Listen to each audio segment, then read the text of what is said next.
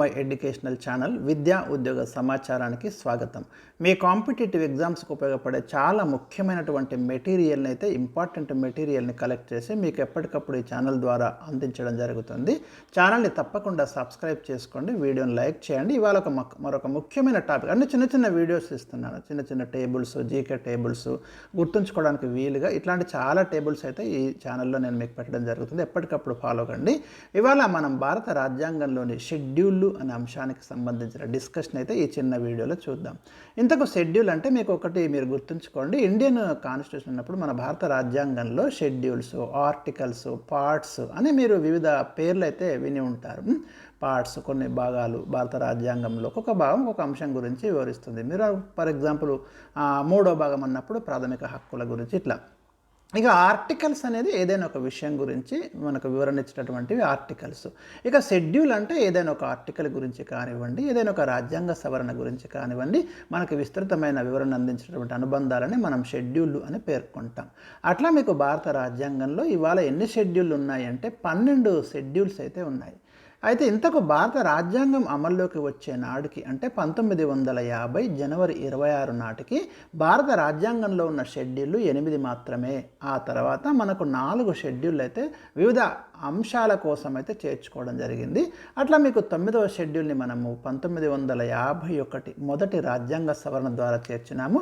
ఆ తర్వాత 10వ షెడ్యూల్ని మనము 1985లో 52వ రాజ్యాంగ సవరణ ద్వారా చేర్చినాము, ఎందుకంటే పార్టీ ఫిరాయింపుల నిషేధక చట్టం కోసం.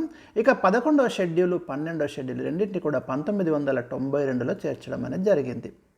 ఇప్పుడు ఒక్కొక్క షెడ్యూల్ ఏ విషయాన్ని వివరిస్తుందో మీకు ఇక్కడ ఎక్స్ప్లెయిన్ చేస్తాను చూడండి.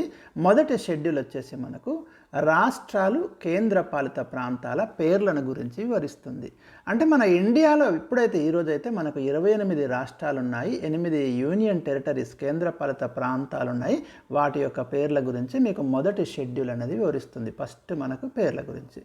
ఇక రెండవది రాజ్యాంగబద్ధమైన పదవుల జీతభత్యాలు, అంటే మీకు వేతనాలు, ముఖ్యంగా రాష్ట్రపతి కావచ్చు, ఉపరాష్ట్రపతి, సుప్రీంకోర్టు, హైకోర్టు న్యాయమూర్తులు ఇట్లాంటి రాజ్యాంగబద్ధమైన పదవులు ఏవైతే ఉన్నాయో వాళ్ళకి ఎవరికి ఎంతెంత జీతభత్యాలు, వారికి ఎక్కడి నుంచి చెల్లించాలి అనే అంశాల గురించి మీకు షెడ్యూల్ 2లో వివరించబడి పొందుపరచబడి అనేది ఉంటుంది.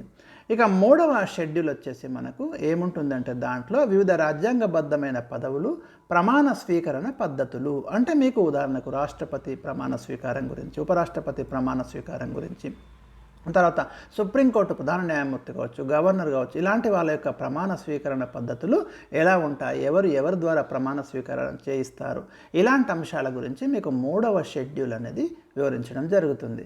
ఇక 4వ షెడ్యూల్ వచ్చేసి మీకు రాష్ట్రాలు, కేంద్రపాలిత ప్రాంతాలకు రాజ్యసభలో స్థానాల కేటాయింపు, అదేవిధంగా సభ్యుల ఎన్నిక విధానం. అంటే మన భారత పార్లమెంట్లో మీరు గమనించండి, లోక్సభ, రాజ్యసభ, రాష్ట్రపతి ఇలా ఉంటారు కదా. రాజ్యసభను మనం ఎగువ సభ అంటాము, లోక్సభను మనం దిగువ సభ అంటాం. అయితే 4వ షెడ్యూల్లో మీకు రాజ్యసభకు సంబంధించి ప్రతి రాష్ట్రానికి కొన్ని రాజ్యసభ స్థానాలు కేటాయించడం అనేది జరిగింది. సో ఏ రాష్ట్రానికి ఎన్ని రాజ్యసభ స్థానాలు ఉన్నాయి, అదేవిధంగా ఏ కేంద్రపాలిత ప్రాంతానికి ఎన్ని రాజ్యసభ స్థానాలు ఉన్నాయి, వాటి యొక్క ఎన్నిక విధానం ఎట్లా ఉంటుంది అనేది మీకు 4వ షెడ్యూల్ అయితే వివరిస్తుంది, గుర్తుంచుకోండి. ఇక 5వ షెడ్యూల్ వచ్చేసి మీకు షెడ్యూల్ తెగల ప్రాంతాలు, షెడ్యూల్డ్ తెగల పాలన అనేది గురించి మీకు 5వ షెడ్యూల్డ్ తెగలు, షెడ్యూల్డ్ ప్రాంతాల యొక్క అడ్మినిస్ట్రేషన్ గురించి మీకు 5వ షెడ్యూల్ అనేది వివరిస్తుంది. ఇక 6వ షెడ్యూల్ కనుక గమనిస్తే మీకు ప్రత్యేకంగా ఇది గుర్తుంచుకోండి, మీరు అస్సాం, త్రిపుర, మేఘాలయ, మిజోరాం రాష్ట్రాల్లోని గిరిజన ప్రాంతాల పాలన గురించి మీకు 6వ షెడ్యూల్ వివరిస్తుంది.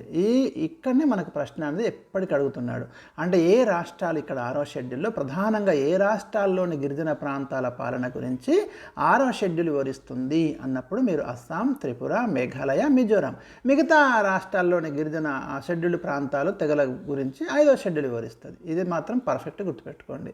ఇక మనకి ఏడవ షెడ్యూల్ వచ్చేసి కేంద్ర రాష్ట్ర ప్రభుత్వాల మధ్య అధికార విభజన.